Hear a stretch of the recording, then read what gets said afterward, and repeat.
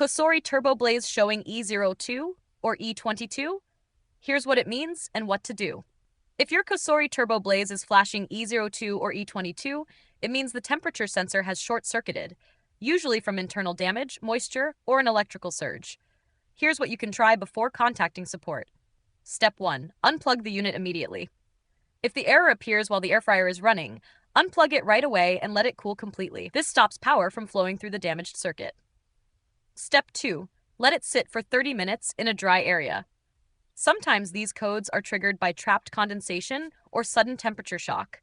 Let the unit sit unplugged in a warm, dry space for at least 30 minutes, longer if the fryer was recently washed or stored in a cold room. Step 3. Check the basket and housing for residual moisture. Remove the basket and crisper plate. Wipe down the inside, especially around the coil and upper housing. If any moisture or steam got into the control area, it can short the sensor. I use a narrow microfiber brush for drying tight spots. It's gentle and works without scratching. Links below. Step 4. Test a different wall outlet. No surge protector.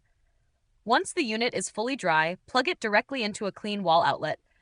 Avoid using surge protectors or extension cords for this test. They can interfere with startup signals. If the E02 or E22 code still shows up after all that, the internal temperature monitor has likely failed and needs service.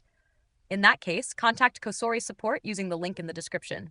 If this helped you get the fryer back online, subscribe to No Filler Fixes for more fast appliance help.